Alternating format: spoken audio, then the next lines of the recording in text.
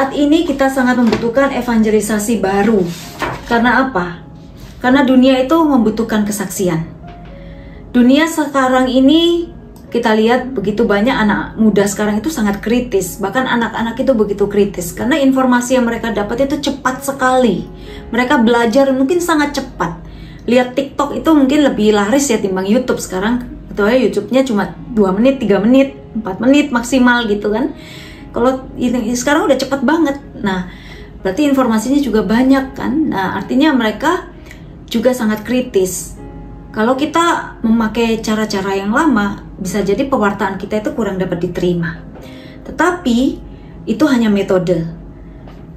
Pelaku utama evangelisasi pastilah Roh Kudus, ya. Tetapi dengan kemampuan kita juga bisa memakai metode-metode yang bisa diterima. Tapi satu hal yang tidak bisa dilupakan adalah karisma, yaitu karunia Roh Kudus di dalam pewartaan. Dan ini sangat diperlukan. Kita membutuhkan karunia Roh Kudus untuk pewartaan karena orang membutuhkan kuasa, tanda.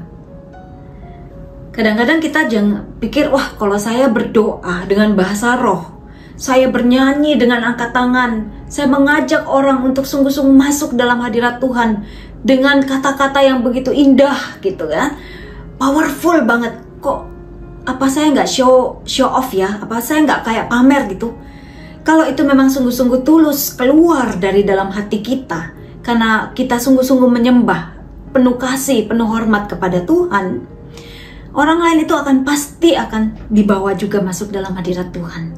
Jadi kita nggak usah terlalu banyak berpikir ya, tetapi kita sungguh-sungguh membiarkan Roh Kudus itu memakai kita sesuai dengan kehendaknya. Tetapi di dalam kelembutan pun ya ada kuasa. Ya, jadi ketika kita mendoakan orang lain atau orang ngusir setan, setannya itu nggak pergi bukan karena kerasnya suara kita, tetapi karena iman kita. Karena ada kuasa, walaupun hanya ngomong dalam nama Yesus, aku perintahkan enyalah engkau. Tapi kalau itu didasarkan iman dengan karunia iman, dengan karisma pengusiran setan, maka pasti pergi walaupun suara kita pelan gitu. Jadi kuasa Roh Kudus itu sangat diperlukan. Yesus pun berpuasa 40 hari dan setelah itu dia kembali untuk memulai pelayanannya di dalam kuasa Roh Kudus. Jadi jangan sampai kita mau maju perang, mau maju mewartakan firman Tuhan hanya mengandalkan kemampuan diri kita sendiri, kemampuan atau kepandaian kita. Jangan berpikir bahwa aku sudah baca banyak sekali buku, aku pasti bisa. Nah, orang yang mendengarkan kita itu adalah orang-orang yang mau disentuh hatinya, bukan hanya pikiran. Ketika kita mau menyentuh hati, maka kita harus membuka pintu hati orang itu. Dan yang bisa membuka pintu hati orang itu hanya Roh Kudus. Oleh sebab itu, kita hanya bisa mewartakan, kita bisa mengajak orang itu berdoa dan mengenal Roh Kudus, sehingga dia bisa membuka hatinya. Ya, jadi lewat pewartaan dengan karisma Roh Kudus itulah kita bisa membuka hati orang. Jangan sekali-kali kita hanya mengandalkan kepandaian manusiawi kita ketika kita melayani, ya. Nah, seperti kata Paulus, aku tidak mengajar dengan hikmat manusia, tetapi dengan keyakinan akan kekuatan Roh Kudus. Jadi kalau kita yakin, kadang-kadang juga nggak yakin nggak apa-apa, karena yakin itu bukan soal perasaan ya, iman. Iman itu kita tetap percaya walaupun kita merasa saat ini aku nggak siap. Aku merasa aku ini kecil sekali. Aku merasa aku nggak pede. Itu bukan ukuran iman. Perasaan itu bukan ukuran iman. Tapi iman itu sekali kita katakan ya, kita tetap percaya bahwa Tuhan itu, Yesus itu selalu ada. Roh Kudus selalu menyertai aku. Yesus sudah mengatakan pergilah maka aku akan menyertai. Berarti ketika aku pergi untuk melayani, ketika aku pergi untuk bersaksi, ketika aku pergi untuk melaksanakan kehendak Tuhan, ketika aku pergi untuk melayani, maka Roh Kudus akan menyertai aku. Itu iman. Walaupun tampaknya kita saat ini nggak siap, nggak merasa siap, ya. Jadi perasaan itu bukan ukuran iman. Nah, jadi dengan demikian kita percaya bahwa pelayanan kita akan membuahkan pertobatan, menyentuh hati orang. Ini yang penting ya, seperti ketika orang mendengarkan pemberitaan Filipus dan melihat tanda.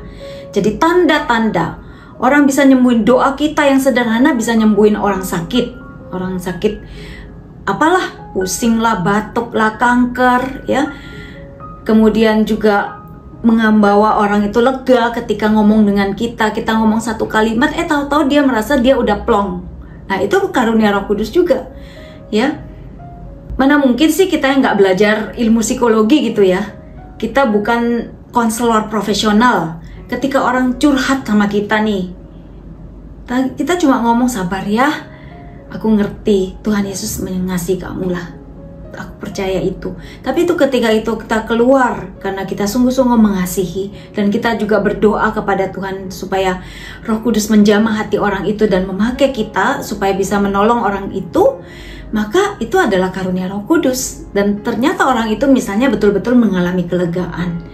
Nah, itu sebenarnya kan bukan karena kita yang hebat gitu, bukan karena suara kita bagus ya, tetapi memang karena Roh Kudus menyentuh orang itu lewat perkataan kita, karena kita bersatu dengan Roh Kudus, karena kita mengandalkan kuasa Roh Kudus, karena kita minta pada Roh Kudus untuk memakai kita buat menolong orang tersebut.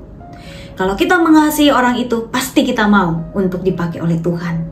Dan juga kita tidak akan pernah takut untuk melakukan banyak pekerjaan besar, karena kita percaya Roh Kudus bisa melakukan apapun juga lewat kita yang terbatas.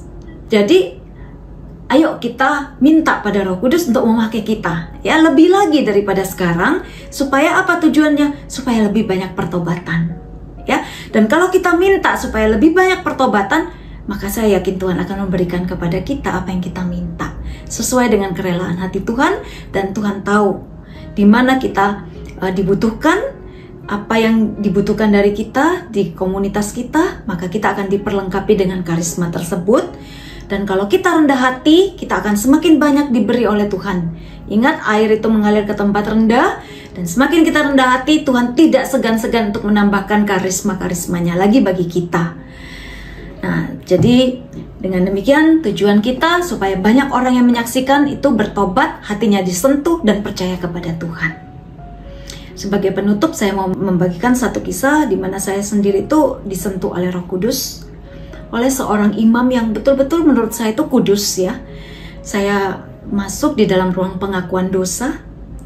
Begitu ketemu orang imam itu aja saya udah nangis gitu, dan betul-betul dosa saya itu seperti dibukain terang benderang. Dan saya nangis itu nggak bisa berhenti. Saya mengakukan semua dosa saya itu seperti yang nggak pernah saya lakukan sebelumnya. Keluar semua, betul-betul saya menyesali, dan saya merasa betul-betul lega banget. Setelah itu saya merasa dipulihkan. Nah, imam itu saya yakin punya karisma ya, yang membuat saya itu bisa bertobat seperti sedalam itu. Dan saya bersyukur sekali saya bisa bertemu dan mengalami pertobatan yang lebih mendalam. Ketika kita bertemu dengan orang yang dipakai oleh Tuhan dengan karisma, itu kita akan sangat bersuka cita.